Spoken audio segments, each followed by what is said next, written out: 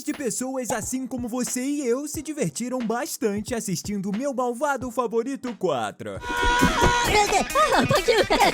Mas você sabia que a maioria delas nem se deu conta de vários pequenos detalhes e easter eggs incríveis que aconteceram? Um deles que chamou muito a minha atenção foi a participação de um personagem que tava em Minions 2 e ninguém viu. Enquanto o Gru caminha pelo salão com a intenção de encontrar o Maxime, ele passa por alguns dos convidados. E se você olhar bem pro lado, talvez se lembre desse cara de avental. Ele era um dos candidatos que tava na sala de espera junto com o pequeno Gru, para fazer o teste para ingressar no Sexteto Sinistro. Difícil esquecer do cara, já que ele estava segurando um cutelo enorme e era bem ameaçador. A minha dúvida é, ele é bem mais velho que o Gru, então como eles poderiam estar na mesma festa de ex-alunos de 85? Falando nessa turma, a faixa utilizada no reencontro mostra que eles se formaram nesse ano. Então isso significa que a turma do nosso vilão se formou 9 anos depois do segundo filme dos Minions, que se passa em 1976. Nesse caso, como o Gru tinha 12 anos de idade, quer dizer que ele se formou com 21? Eu acho bem difícil, já que a LPB é uma escola onde os alunos cursam o colegial. Isso mostra que a Illumination não se importa muito com linhas de tempo cronológicas, já que no primeiro filme a gente vê que Gru nasceu em 60. Então, em Minions 2, ele deveria ter 16 e não 12. Esses são só alguns dos detalhes incríveis de Meu Malvado Favorito 4. Então se ajeita na sua cadeira, pega a sua pipoca e vem comigo.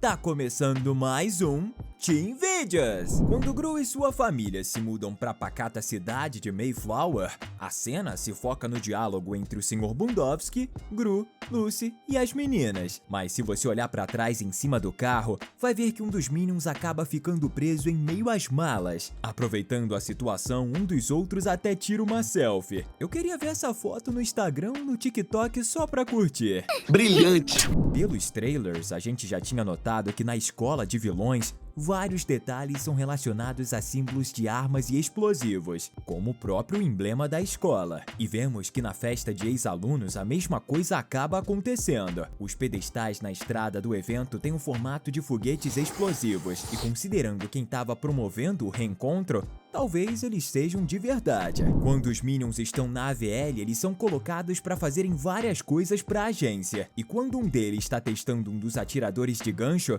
ele acaba puxando um dos Minions que estava escalando uma parede artificial, que cai sobre vários deles. E quando isso acontece, se você notar bem, vai perceber que o Minion que estava na parte de cima da parede no alto do andaime começa a assobiar e disfarçar como se nada tivesse acontecendo. Ao mesmo tempo, o que estava subindo a escada começa a olhar para os lados e descer lentamente, como se ninguém tivesse vendo ele fazer isso. Mas ó, a gente viu. Quando os Minions e Gru entram na festa de ex-alunos, eles ficam maravilhados com tanta comida. E a coisa que eles mais querem é uma enorme gelatina vermelha, que acabam derrubando em cima de um deles, que fica preso dentro dela. Enquanto os seus outros dois colegas acabam sacando suas colheres e começam a detonar. Essa é uma clara referência ao segundo filme, onde o Gru decidiu, por amor às meninas, sair da vida de vilania e abrir um negócio de geleia que também é vermelha, e parece bastante com a mesma que os seres amarelos comem nesse quarto filme, que inclusive foi utilizada para destransformar os Minions no final, de tão ruim que ela era.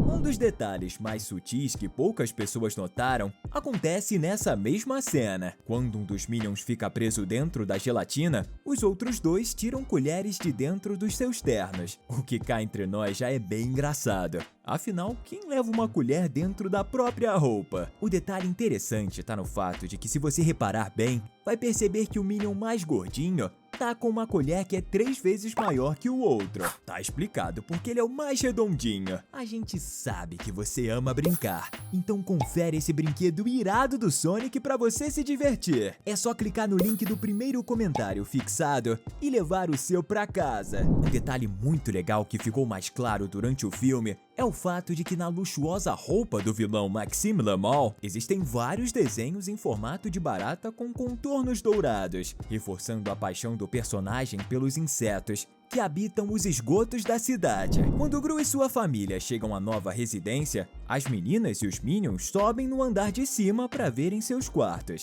Nessa hora, o Sr. Bundowski, Gru e Lucy ficam conversando sobre mais algumas coisas importantes, e o Gru Jr. tá junto deles. Nesse momento, o detalhe que chama a atenção é que o pequeno bebê parece entender perfeitamente a linguagem dos adultos, mesmo ainda não sabendo falar. Isso porque tanto ele como a sua mãe estavam sempre direcionando os olhares pro Gru e o Sr. Bundowski, enquanto os dois estão em silêncio, assim como a Lucy faz. O mais engraçado é que antes dessa cena, ele agia como um bebê normal, só tentando pegar o papel que estava na mão da sua mãe. Isso mostra que, de fato, o intelecto do novo herdeiro da família Gru parece ser bem avançado. Lembra do cara do cutelo que estava na festa de ex-alunos e apareceu em Minions 2? Pois é, ele não foi o único. Outro vilão que também fez a entrevista para ingressar no Sexteto Sinistro, que carregava uma motosserra nas costas e usava uma máscara estilo Jason, também estava lá. Ele é visto logo na entrada da festa, conversando com dois outros vilões. Mesmo sem o objeto nas costas, a gente pode ver que é o mesmo personagem pela camisa xadrez e pela máscara. E parece que a empresa teve a ideia de reaproveitar vários personagens. Isso porque atrás do cara da máscara de rock que a gente comentou,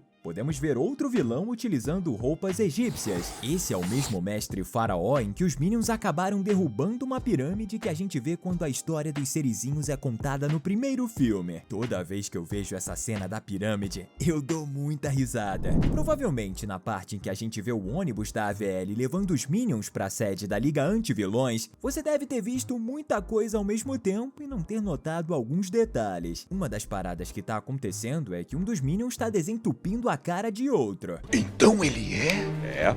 Ou talvez você não tenha notado que assim que o ônibus aparece, um dos Minions está esfregando o bumbum na janela do ônibus, para que os outros motoristas da rodovia vejam. Eles são os personagens mais loucos das animações. E para comprovar que os servos do Gru são realmente loucos, um deles segura uma rosquinha doce e faz uma expressão como se estivesse totalmente fora de si. É sério, eu ri demais quando vi essa cena.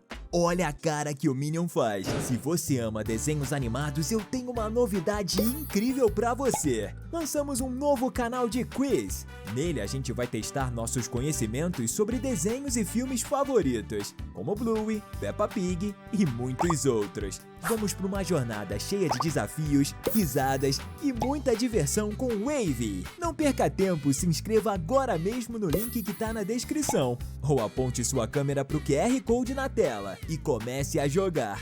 Te espero lá, hein? Quando vemos o vilão se tornar um homem meio barata, a gente vê que os Minions reagem prontamente, e um deles saca um pesticida em spray. Se você notar bem, vai perceber que o frasco que ele segura tem as mesmas cores e nomes que estão no carro de controle de pragas, que a gente vê no momento em que o vilão eclode do chão com sua barata robótica gigante. Logo em seguida, a gente encontra um dos easter eggs mais bem escondidos. Quando o Gru revela que é um agente da AVL e mostra sua carteira, podemos notar um pequeno QR Code no canto. E nele temos uma referência ao visor dos Minions, que basicamente é o símbolo dos seres amarelos. Eu tô bege. Da mesma forma, quando o Gru chega em casa com as compras e a gente vê ele guardando alguns itens na geladeira, notamos que um dos ímãs é o símbolo dos Minions, que é utilizado para prender algumas anotações. Quando vemos Maxime em seu covil junto com os seus servos baratas, podemos ver que todas elas estão utilizando capacetes de soldado. Mas em um determinado momento a gente vê que, assim como na roupa do super vilão, no capacete das baratas existe uma insígnia em formato de inseto, que parece ser o logotipo da equipe Maxime Le Mans.